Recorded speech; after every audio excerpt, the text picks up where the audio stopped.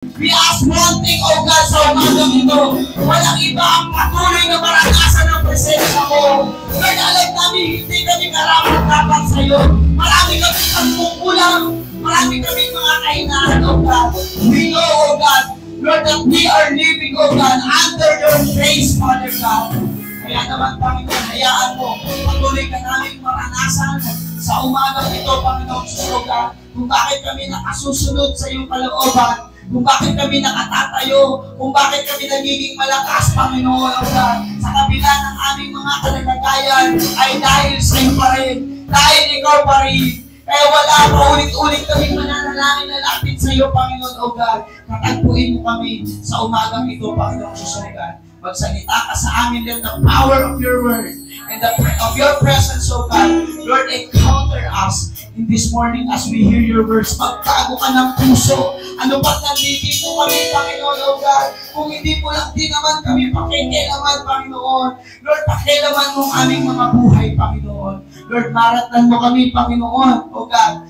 Bumalik sa iyo pagbabalik, Panginoon, O God. Maratan mo kami, Panginoon, O God, nakatingin sa iyo, nagpapatuloy sa iyo. Salamat po. Palakasin mo ang bawat anak mong nanghihina. Lord, bigyan mo ng kapahingahan ang bawat anak mong napapagod, Panginoon, O God. At sa bawat isa sa amin na nangangailangan ng correction, i-rebuke mo po, Panginoon, O God. Sapagkat ayaw mo kaming mapahamak. Ayaw mo kami, Panginoon, O God, na mapahamak. Salamat po. We worship and praise you for you deserve it all, Panginoon, O God. Thank you for your goodness and love. Thank you for the price you paid, O God. In Jesus' name, amen, amen, amen. Palapakan natin ang Panginoon. Kahit na nakakaupo na.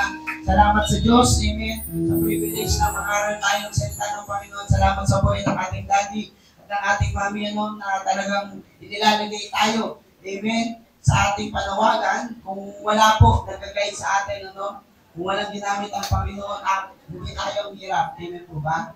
Sa totoo lang, kahit kami, donkey pala kami na naman. Kahit donkey, gagamitin ng Diyos para lang magsalita sa atin. Salamat sa Diyos, hindi gumamit ang Panginoon ng donkey. Kung alam niyo yung kwento sa Bible ni Balak at ni Balaam, amen. Salamat sa Diyos, hindi donkey ang ginamit sa iyo. Ang ginamit sa iyo, amen, totoong lingkod ng Panginoon. Hello? Nagbigay ng kanilang buhay, ng kanilang pera, ng kanilang lakas. Hello? Nagbigay ng kanilang mga personal na bagay. Talagang totoong naglilingkod sa Panginoon. Kaya napakaraming taong nagpapatunay. Sabi nga ni Pablo, hindi ko na kailangan sabihin ako yung lingkod ng Panginoon. Amen? Sapagkat kahit hindi na ako magsalita, napakaraming taong magpapatunay na ako yung isang totoong lingkod ng Diyos. Salamat sa Diyos, may mga lingkod tayo ng Panginoon na walang sariling hangarin. Hello? Walang sariling hangarin, kundi walang iba tayong lahat ay mailapit pa sa Diyos. Amen? Maging maayos ang pananambahan. Hello? Amen? Sa ating pagsamba, hindi lamang mabago yung ating itsura. Amen? Hello? Sino dito yung hindi pa nakikilala si Lord ay mukhang bakekang? Pero nung nakilala na si Lord, ay grabe naman. Diba? Mukha ng artistahin. Hello? Palapakan natin ang Panginoon. Sabi mo, lahat ni-refine ka na ni Lord. Hello? Sabi mo, ni-refine ka na ng Diyos. You know, the battle nowadays is very tight. Mahigpit ang labanan sa mga oras na ito.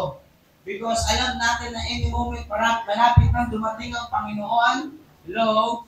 Malapit nang dumating ang Diyos, kaya double time, triple time ang kaaway para pabagsakin ka.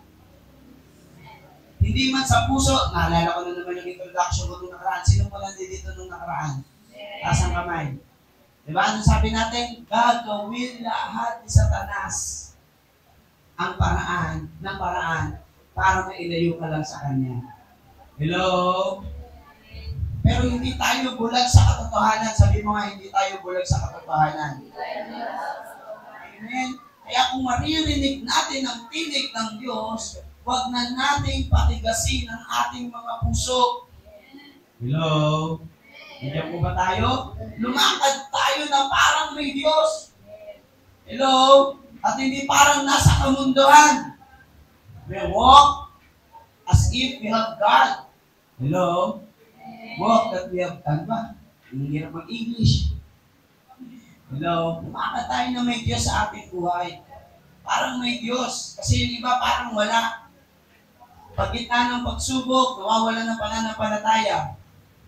Hello? Nagiging talunan pa rin sa kasalanan. Hello? Hello? Sabi mo, isurrender mo na lahat dyan kay Lord. Amen po ba? Pag-uusapan natin sa umagang ito, ipapamutlan po natin, Jesus be the center of my life. Narinig niyo na po ba itong katagang to? Jesus be the center of my life.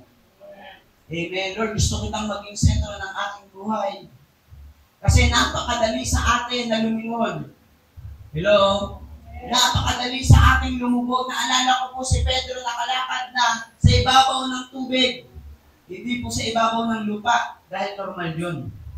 Si Pedro nakalakad na sa ibabaw ng tubig. Kanya nga lang, dahil siya ay merong pagtitiwala at pananampalataya kay Kristo. Nung lumalakad na siya sa tubig, narinig niya palang ang malakas. Amen? Malakas na hangin. Hello? Malakas na hangin na paparating sa kanya. Ano ginawa niya? Lumingon siya, lumihis siya ng tingin. Hello? Hello? Yes. Sabi mo, huwag kang lilingon. Kasi anong kataga natin sa mundo? Pag lumingon ka, happy ka. Oh! Ito yun. May parating na problema, nilingon mo yung problema. Sabi ng problema, pag lumingon ka, akin ka. Hello? Sabi ng pagsubok, pag lumingon ka, akin ka. Kaya doon ka lang dapat nakatingin. Kanino? Kay JC. Kay Jesus Christ. Amen. Hello? Kanya po ba tayo? Palakpakan natin si Lord. Sabi mo, Lord, be the center of my life. Sabi ng 1 Corinthians chapter 3, verse 11 to 17, NIV version, sabi dito, for no one can lay any foundation other than the one already laid. Dahil nga wala ng pundasyon ang maaari pang ilagay maliban sa nailagay na. Amen? At ito'y walang iba kundi sino? Matutunan natin bilang tagasunod ni Kristo na ang pundasyon ng ating ginagawa walang iba si Jesus. Hello? If Jesus is your reason to live, amen? If Jesus is your reason to live, you have no reason to quit. Hello? If Jesus is your reason to live, you are no reason. Ano? You have no reason. Gulo-gulo na yung buhay ko rito. To quit! Sabihin mo, huwag kang susuko. Hello? Magsusuka, pero hindi susuko. Diba? Magka-ulcer man tayo, nakakasuka yung ulcer eh. Diba? Magka-acidity man tayo. Hello? Pero huwag kang susuko. Andiyan po ba tayo? Sabi ng verse 12, may magtatayo sa pundasyon na ito, nagagamit ng mabuting klase ng mga materyales kaya ng dito. Gusto kong ginamit itong bagay na ito because I know that Jesus is our foundation. Doon tayo sa better living. Sabi mga better living. Hindi po ito subdivision, kundi kailangan meron tayong mas maayos na pamumuhay. Sabi mo sa katabi mo, paangat ng paangat. Ang buhay ng Kristiyano ay paangat ng paangat. Sabi mo, paganda ng paganda. Pabago ng pabago. Pagwapo ng pagwapo. Payaman ng payaman. Pabait ng pabait. Hello? Sabi mo, yan dapat ang buhay mo. Pinagpalang lubos. Hello? Ganyan po ba tayo? Kung dati yanig na yanig ka sa problema at pagsubok, dapat ngayon hindi na. Kasi ang foundation ng buhay mo si Jesus. At sa pundasyon na yon, dahil ikaw at ako'y Kristiyano na, may mga ginagawa na tayo, tama, mali. Ito po ang gusto ang mensahe ng Panginoon. Dahil foundation na natin si Jesus, tayo po ay nagtatayo na, may ginagawa na tayo. Pero, may mga Kristiyanong gumagamit ng mabubuting mga materyales. Gaya ng ginto, pilak at mamahaling bato. These Christians they are ready to sacrifice. They are willing. Amen? They are willing to give everything that they have. Amen? Para sa ating Panginoong Jesucristo. Sila yung mga mabuting klase na gumagamit, yung builder. Amen? Now, sabi nito, mayroon namang gagamit lang ng kahoy, ito yung damo at dayami. Dalawa po dalawa po ang quality of life as a Christian. Remember, pag sinabi ko kung Christian, we are saved. Yes, yes. Yes, there's no way that we can be in hell because we are Christian. We are saved. Ito po ang sinasabi ko dito, lahat tayo totoong mananampalataya. Kaya lamang may quality of life tayong tinatawag. Quality of Christian living, na merong uri ng Kristiyanong mataas ang kanyang pagsunod sa Diyos. Kaya lang may mga Kristiyano rin naman na merong mababa lamang ang kanyang ginagamit sa kanyang paglilingkod. Hello? And for clarification, hindi porkit pastor, hindi porkit nangangaral, tumutugtog ay mataas na. No. Quality of life in a Christian living is ito po ay nakadepende sa relasyon natin personal sa Diyos. Hello? Yes. Now, verse 13. Ano sabi? Ngunit sa araw ng paghuhukom, ito po makikita ang kalidad ng itinayo ng bawat isa dahil susubukin ito sa apoy. Hello? Ibig sabihin, may mga Kristiyanong naglingkod, may mga Kristiyanong nagpagod, may mga Kristiyanong nagsakripisyo, at lahat ng yan, susubukin sa apoy. Ang sabi ng verse 14, kung ang itinayo ay hindi masusunog, tatanggap ng bentimpala ang nagtatayo. Ibig sabihin, kung totoo, kung maayos ang motibo, kung tama ang puso, kung ginawa para kay Kristo. Hello? Nandiyan po ba tayo? Yung iba, baka umattend lang dito para makaiwas ng gawain sa bahay. Hello? O kaya yung iba, umattend ng church kasi alam na linggo dumadaan yung naniningil sa kanila. Makattend mo lang ng church kasi hindi naniningil sa akin sa bahay. Hello? Nandiyan po ba tayo? Maganda naman kasi kay Lord pa rin papunta. Pero dapat hindi yun ang puso. Kung pupunta tayo para kay Lord, hindi para makaiwas sa trabaho. Sa mga kabataan, yung iba baka pumunta lang dito kasi nanliligaw. Hello? Nandiyan po ba tayo? Walang nag-amen. Kasi pastor, hindi kami ganun. Yung iba, naghahanap ng mga boyfriend. Hello? Mga kabataan, na kapag nagka-boyfriend, na sa loob ng church, di mo na makikita. Ang dami na yan. Wala na nga sila eh. Hello? Nandiyan po ba tayo mga kapatid? Iba-iba ang motibo. Amen? Pero lahat ng yan ay susubukin. Hello? Kaya alam mo pagkatao eh. Diba? Hanga ako dun sa mga nababasted pero umaattend pa rin. Hello? Hindi na di-discourage kay Lord. Hello? Nandiyan po ba tayo? Totoo yun. Kasi alam mo na ang focus niya, hindi lang yung goal niya. Ang focus niya na kay Lord. Hello? Nandiyan po ba tayo? Mga kapatid, ano po ang analogy na yun? Kahit na may problema, kahit ma-disappoint tayo, napakasimple lang ng panliligaw. Hello? Kahit ma-disappoint tayo sa mga problema, kahit may mga unanswered prayer po tayo, kung tayo magpapatuloy pa rin sa Panginoon, tatanggap tayo ng gantimpala.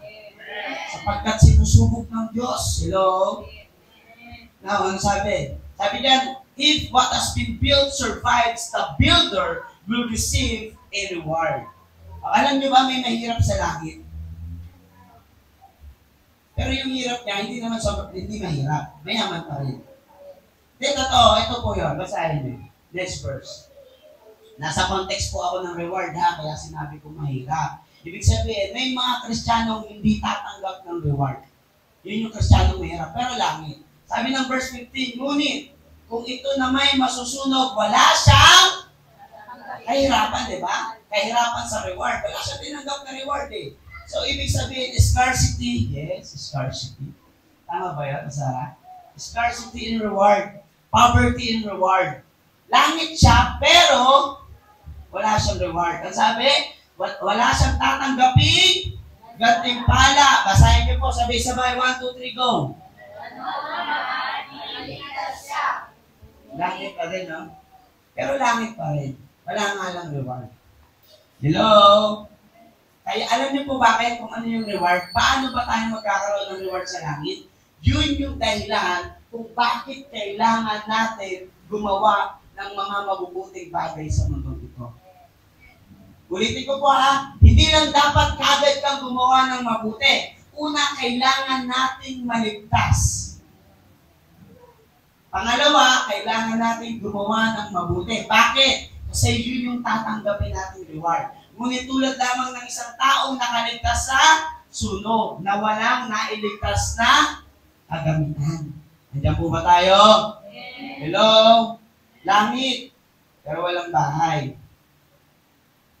Kalat-kalat lang siya doon sa langit. Okay lang kasi yung street of golds naman doon eh. Siyempre pa din. Hello? Nandiyan po ba tayo? Sabihin mo sa katabi mo, pag nakita kita ron, at wala kang bahay, pwede kang tumuloy sa akin. Sabihin mo sa kanya, uy, ganun din ako, Pero alam nyo, mas maganda mag-build na tayo. Ngayon pa lang mag-build na tayo ng sarili natin. Amen sa langit. Hello! At paano mangyayari yun? Let us build our life here on earth. Habang nandito tayo sa mundo, hindi mo yun magagawa pag nasa langit ka na. Dito mo yun gagawin. Yun yung tinatawag ng mga millennial na plus point sa langit. Amen? Umatay ka ng church, plus point sa langit. Hello? Nag-share ka ng Word of God, plus point sa langit. Nag-encourage ka, nag-pray ka, plus point sa langit. Hello? Nagbigay ka sa church ng nagdadala ang puso mo, plus point sa langit. Nagbigay ka ng walang kapalit, plus point sa langit. Gumawa tayo ng mabuti sapagkat yan ang ating gantimpalang tatanggapin. Hello? Para hindi masunog now. Saan na ba ako? Verse 16, di mo pala tapos. Verse 16, hindi nyo ba alam na kayo'y templo ng Diyos at ang Espiritu ng Diyos ay iniharap sa inyo. Ito po pinakamagandang maintindihan natin, verse 17. Sabi niya, hindi po nito, ang sino mang wawasak sa templo ng Diyos ay parurusahan niya. Dahil banal ang templo ng Diyos at ang templong iyon ay walang iba kundi, sabi mo, ikaw at ako ang templo. Amen? Ang bumangga, iba. Hello? Sa lahat ng taong mananakit sa iyo. Hello? Sa lahat ng taong mananakit sa iyo, yari sila kay Lord. Kung ikaw naman ay binabalak na manakit, yari ka kay Lord. Hello? Andiyan po ba tayo? Andiyan po ba tayo, mga kapatid? Pagpakan natin ng Panginoon. You know, life is like a house. Which foundation are lives built? Kanino nga po ba nakabuild yung foundation natin? You know, let Jesus be the center and be our strong foundation. Lapakan natin ng Panginoon. Hallelujah. Dahil na po tayo nagsimula. Alas 10 na tayo nagsimula. Last week po, ito yung halftime ko eh. Tama ba, Bete? Hindi lang. Ngayon po, binawasan ko kasi medyo na-late yata tayo natapos last week. 10 na lang. Sabi mo, handa ka na ba? Sabi mo, excited ka na ba? No, Jesus Christ came to this world to fulfill His purpose. Nandiyan po ba tayo? At dapat maunawaan natin na ang purpose ng Diyos ay yung buhay mo. Sabi mo yung buhay mo. To save you. To save us. Hello? At para maging maayos yung ating buhay. At kailangan talaga na siya, pinakita niya yung kanyang dakilang pagmamahal para siya ang maging sentro ng ating buhay. Hello? At paano nga ba? How? Doon na tayo sa how, kapatid. Ayan. How Jesus will be the center of our life. Tama ba yung English ko? Hindi. Tama. Chumamba. Amen. Hello? Paano nga ba? Mabilis lang po ito kaya bibilisan nyo rin ang pakikinig. Okay? Paano nga ba si Jesus magiging center ng ating buhay? Number 1. Pakibasa po. 1, 2, 3, go. Remember the builder. Hello? Construction workers will transform piles of wood. So tayo naman, nagpapagawa tayo eh. Diba? Will transform piles of wood into the walls of our next house. They will do this by following the builder's plan. Kung di man woods, kung mga concrete man yan, na magiging pader, hollow block. Yan. Di ba? Pero ang mahalaga dito, hindi sila gumagawa dahil sa sarili nila. Ang construction worker ay hindi gumagawa ng plano. Sila ay nagbe-build. Sabi mo, construction worker ka. Hello? The builder is Jesus. May plano ang Diyos sa buhay mo. Hello? Ang kailangan lang natin gawin, kumilos tayo. Andiyan po ba tayo? Hello? Let us fill our lives, hello, according to the builder's design. Amen? At ano yun? That is, His design is with love and wisdom and understanding. Alam niyo po yun mga kapatid. Hello? At ano sabi ng Hebrews chapter 3 verse 4? For every house is built by someone, but the builder of all things is God. Alam natin na alam natin na may gumagawa ng bawat bahay. Ngunit ang Diyos ang gumagawa ng lahat ng but God is the builder of everything. Sabihin mo nga yung sa katabi mo, yung buhay mo, sino may sulat niyan? Hello? Andiyan po ba tayo? Remember, sabi mo, alalahanin mo. Hello? Alalahanin mo na may Diyos na sumusulat and that will give us or gave us yung confidence para tayo makapagpatuloy. Ang sabi ng isang awitin, yung may story, Jesus, ha? Hindi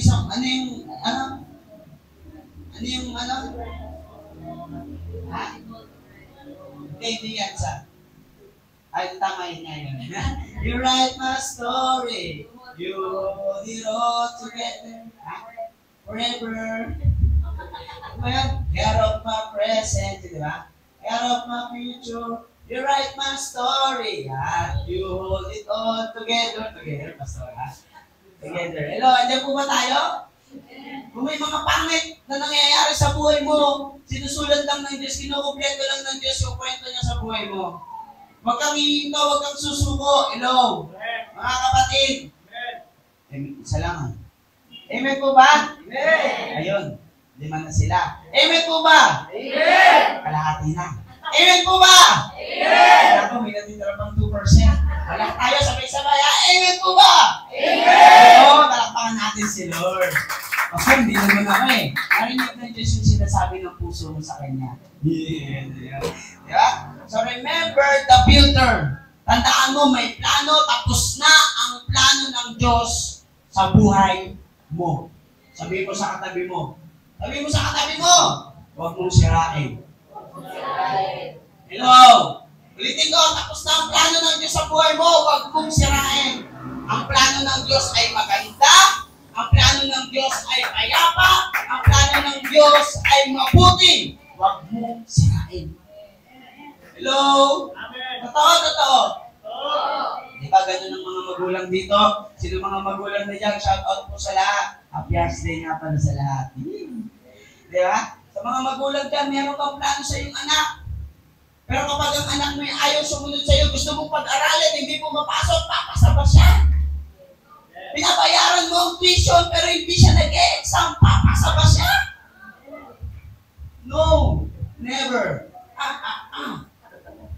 Hindi nagpapasa. Maganda ang plano ng Diyos sa iyo. Ayaw pumasok kasi nahirapan ako eh. Ayaw pumasok kasi binubuli ako eh.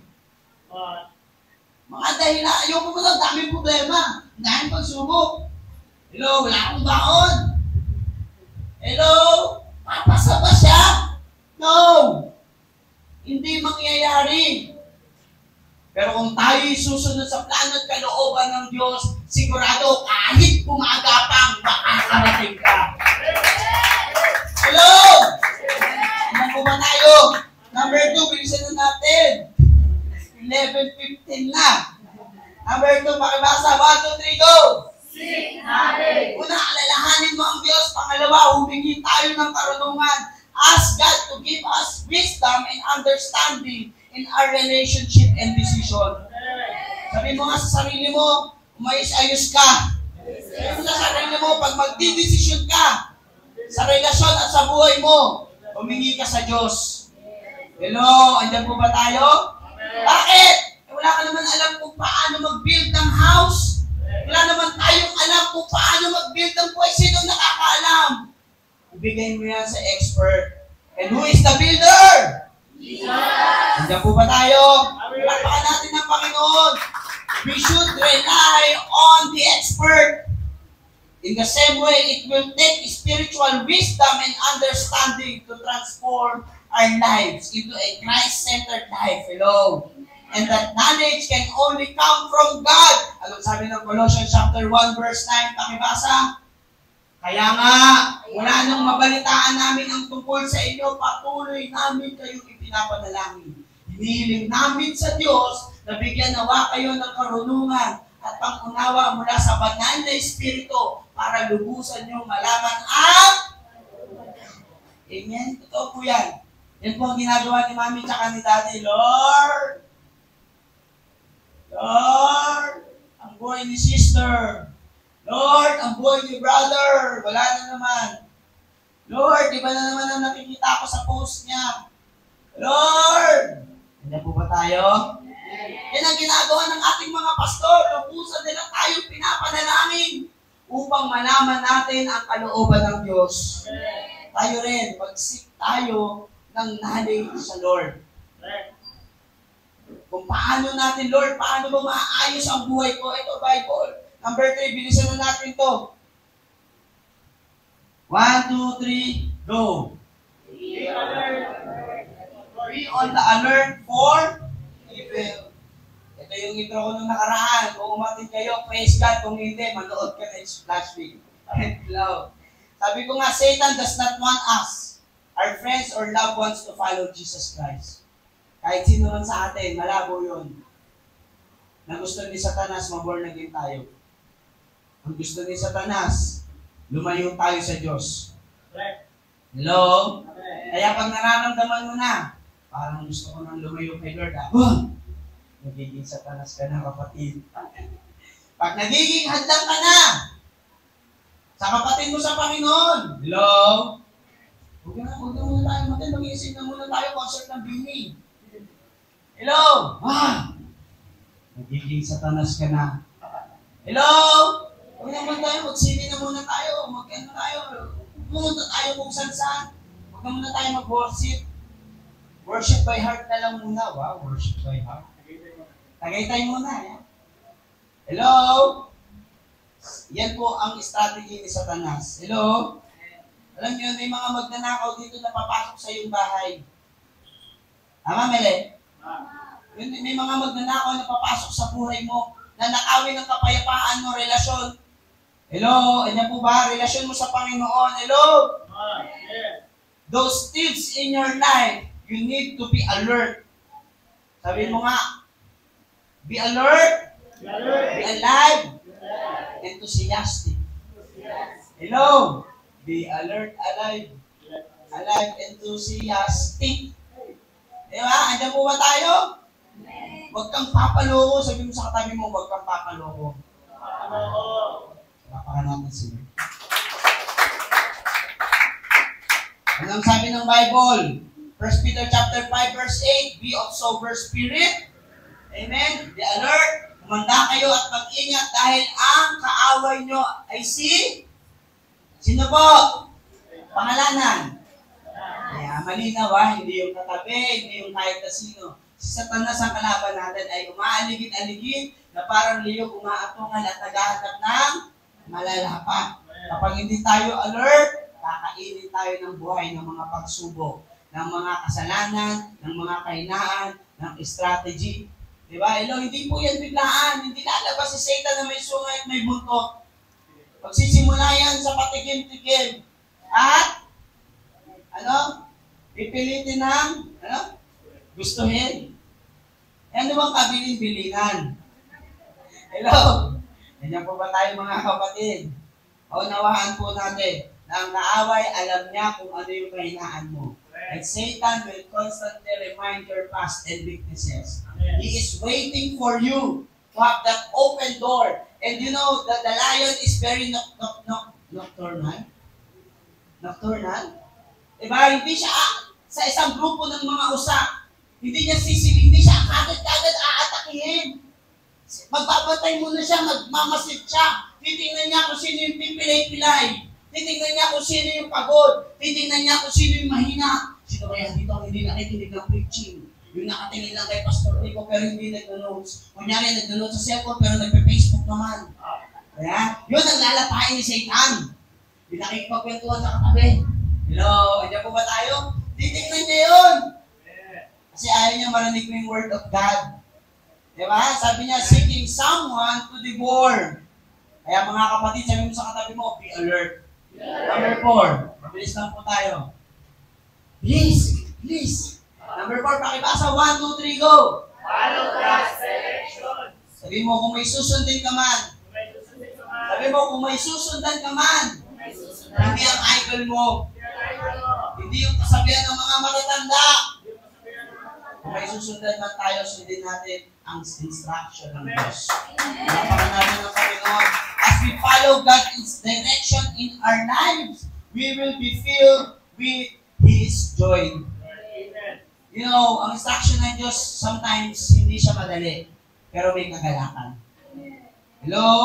God will give us clear direction for each day that are found in His Word. When we follow His precepts, we will be filled with His joy. Ang sabi ng Psalms 119 verse 15, anong sabi niya? I meditate on your precept and consider your ways. Sabi niya, ang inyong mga tutunin ay aking pinagpupulay-pulayan at iniisip kong mabuti ang inyong pamamaraan. Kaya, anong sabi ng Psalms 119 verse 54? Pagdating ng verse 54, anong sabi niya? 54 ba? 54. 45 yan. Yan, umaawit ako tungkol sa inyong tutunin kahit saan man ako naluluyan. Palakpakan natin ng Panginoon. Diba, maintindihan po natin na there is a joy. Amen. Kailangan natin may instruction ng Diyos at ang instruction niya ay Word of God. Yung totoo lang po, huwag na kayong magtaas ng kamay. Sino dito nagbabasa ng Bible araw-araw? Diba? Yun dapat yung mai-practice natin sa buhay natin because Bible is our what? Pagkain natin yan. Hello, bago ka muna mag-post ng issue ni Andy tsaka ni Philmar. Bago ka mag-post ka muna ng Word of God. Hello? Nandiyan po ba tayo? Bago natin, pakainin yung ating spirito at kaluluwa ng mga toxic na bagay, ng mga bagay na hindi naman nakakatulong sa atin. Dapat, huwag na nga dapat ang kinakain natin yung mga bagay na mabubuti. Hello? Palakpakan natin ang Panginoon. Number 5. Pakibasa po. 1, 2, 3, go. Keep God's bigger picture in mind. As we seek, ito po, napakaganda, no? Dapat nating maintindihan na ang pagkakaligtas mo, hello, ay hindi lang para sa sarili mo. May bigger picture. Amen? Amen? Sabi mo, nakakilala ka sa Diyos? Parang maging model. Ito na yun. Matutupad na yung pangarap natin maging model.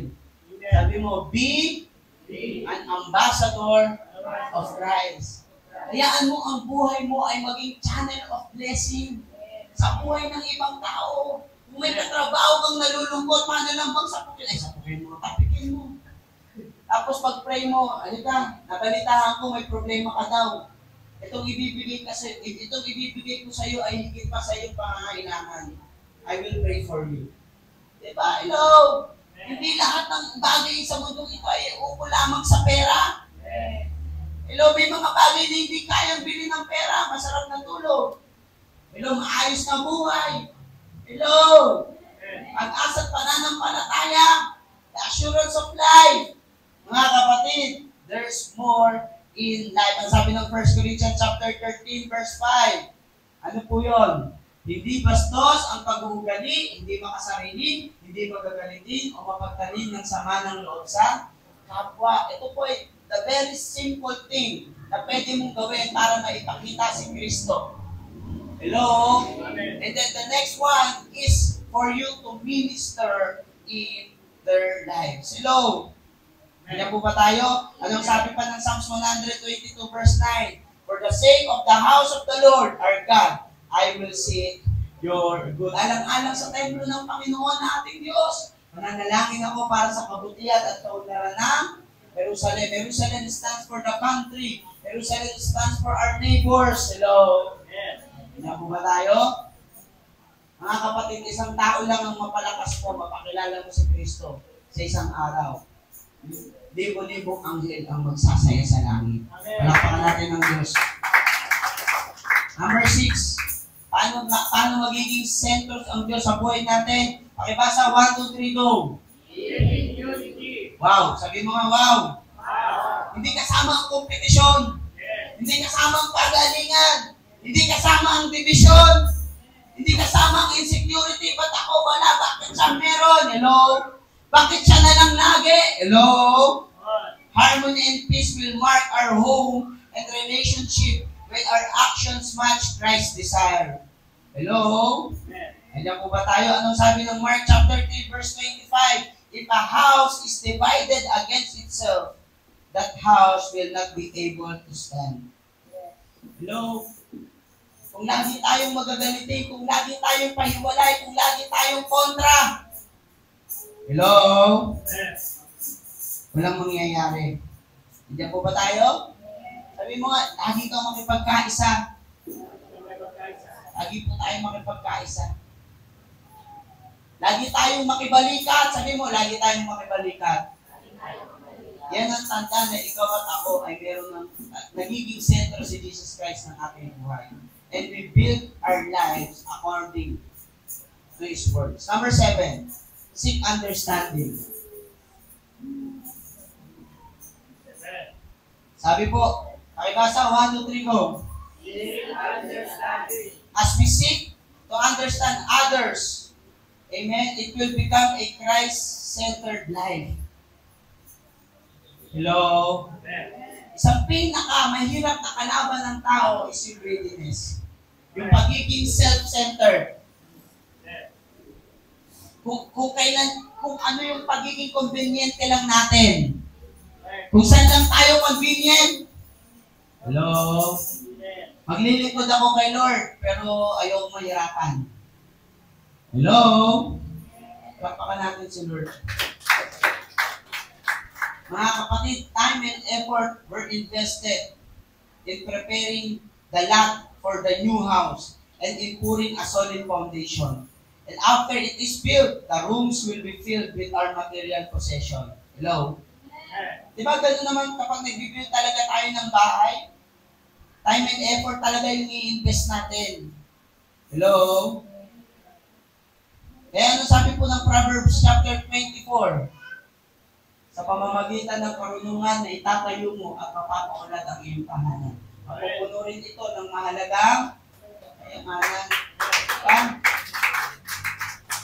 As we seek understanding, diba, kung inuunawa natin, hello? Kung nandiyan po tayo, inuunawa natin yung sitwasyon, yung mga pangyayari, makukuha natin yung purpose ng lahat ng bagay. Sabi niya, okay, next verse 4, ano sabi? Robert, kasama na. May tatayo mo at mapapaunlad ang iyong tahanan, mapupuno rin ito ng mahalagang kayamanan. Hello, anyan po ba tayo? By wisdom. Yun yung lagi natin tatandaan sa karunungan ng ating Diyos. Hello? Sa karunungan natin. Hello, sa mga bagay kung paano tayo mag-i-invest. Hello? Naintindihan po ba natin yun?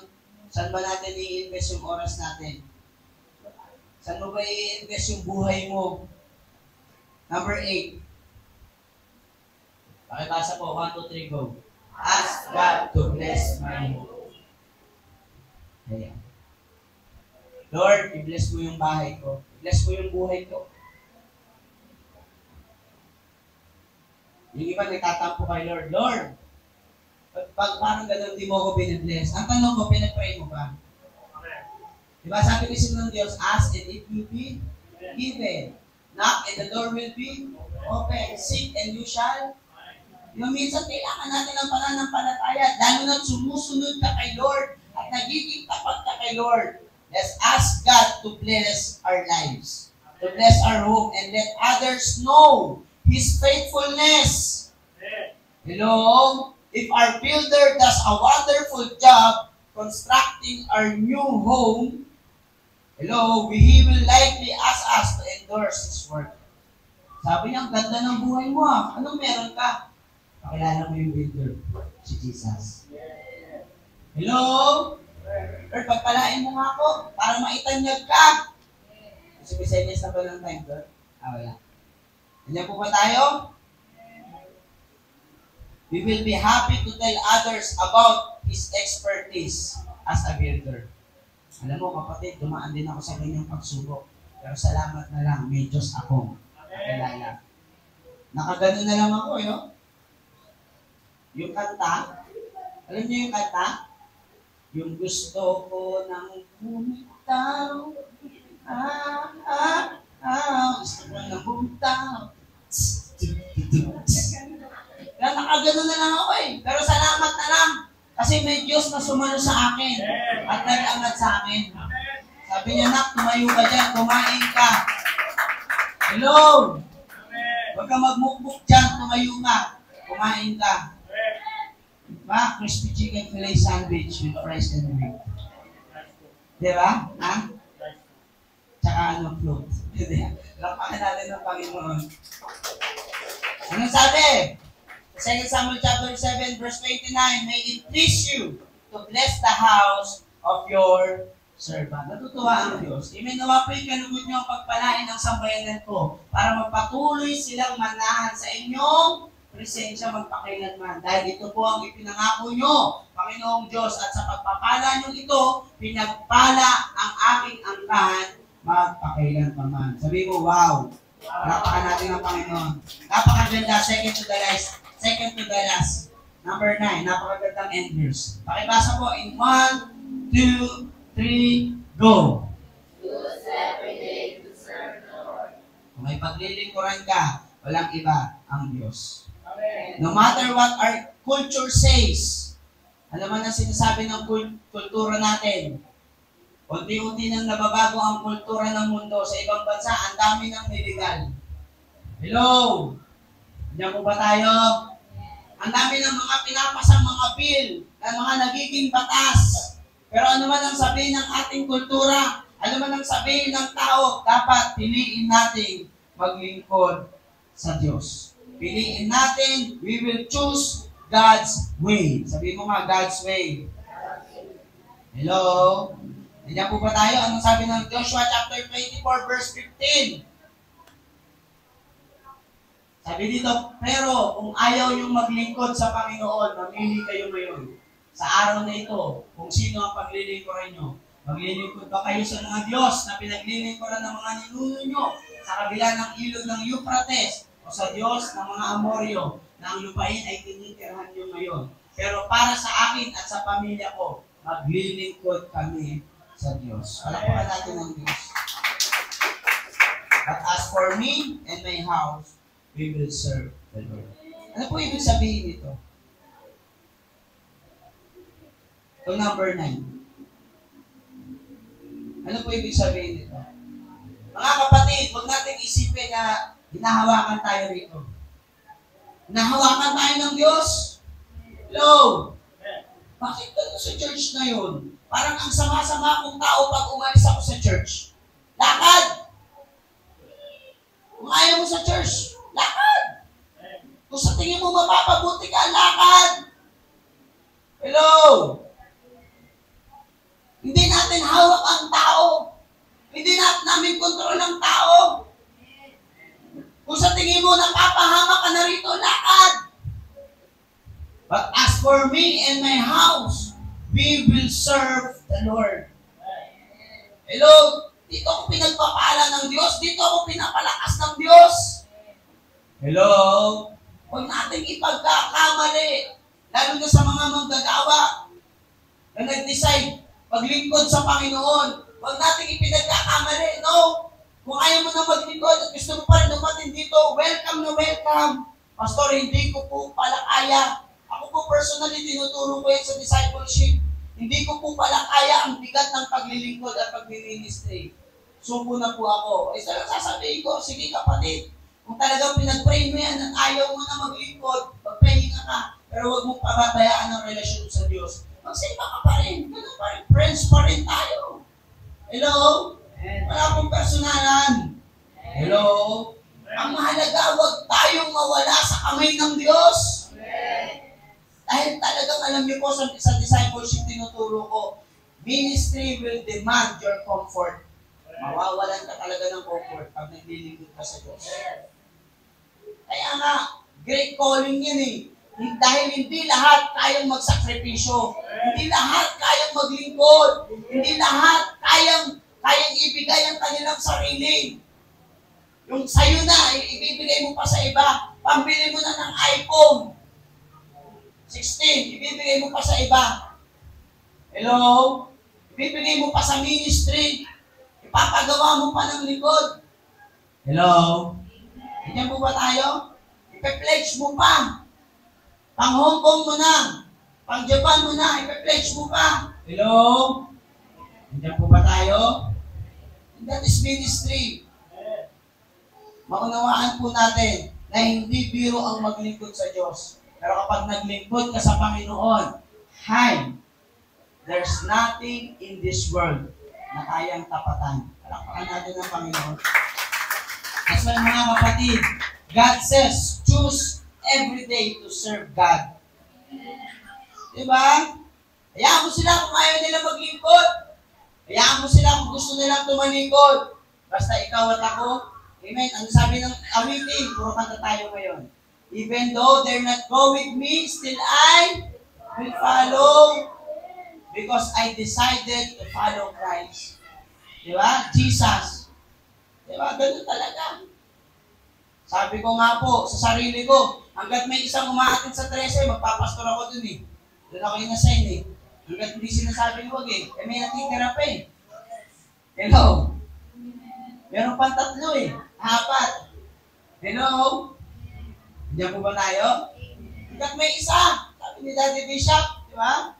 Hanggat may isa kang membro, huwag kang susuko, pastor. Hello? Kaya ka nga, pastor, hindi pinagpapastoran ka. Ang mahirap na pastor, yung walang pinagpapastoran. Hello? Di ba? Palakpakan natin ng Panginoon. Number 10, tapusin na natin ito. 11:40 na. Hello? Late po kasi kayo eh. Sisisihin ko kayo ngayon. Kala niyo ha? Alas 8 pa lang, tumutugtog na kami rito. Mag-practice na lang tayo, wala pa sila. Sabi mo, ang tamaan.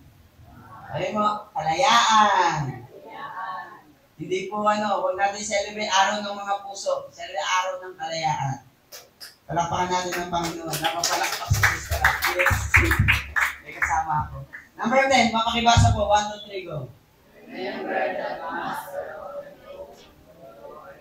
Lagi natin tatandaan na ang master ng buhay natin. Ang master ng ating mga tahanan. Actually, kung napapansin nyo about whom talaga siya, ito po ay pinirefer ko talaga para sa mga young couples. So, talagang ano to. Pero the same thing naman ang bahay at ang buhay. Diba? Sa first letter pa lang magkaparehas na eh. Bahay, tsaka buhay. Diba? So, mga kapatid, maintindihan natin na ang master ng tahanan natin, ang master ng buhay natin ay ang Diyos. Hello! Let us be aware each day that our house ultimately belongs to God. That our lives are ultimately belongs to God.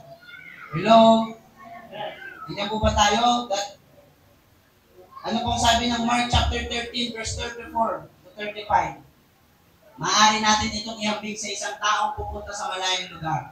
Bago siya umalis ng bahay, ay binigay niya ng kanya-kanyang gawain ng bawat alipin. At saka binilan ang gwardya. Binilinan ang gwardya sa pintuan na maging handa sa kanyang pagdating. Verse 35, kaya maging handa kayo dahil hindi nyo alam kung kailan darating ang may-ari ng bahay. Maaring sa hapon o sa hating gabi, sa madaling araw o sa umaga. Sabi natin, maging handa tayo. Sapagkat dadating ang Diyos. At sa pagdating ng Panginoon, kung wala ka pang naiipon sa langit, Kung may ipon challenge dito, yun ang context natin mga kapatid ha. Kung wala pa tayo naiipon sa langit, mag-ipon na tayo. Amen. Hello? Hello? Let God be the center. At sa mga nakapag-ipon, ito naman siyempre. Sa mga nakapagsakripisyo na, hello? Hindi na birong yung ginawa para sa church natin, para sa Diyos. Hello? Hello? Na parang minsan mas madaling umayaw pero pinipili mo pa rin si Lord. Sabi mo sa katabi mo, meron ka ng aantayin reward. Wow. Sabi mo sa katabi mo, meron ka ng ipon doon. Magpatuloy ka na lang. Hello? Kaya, pinatay na po ako ng mic.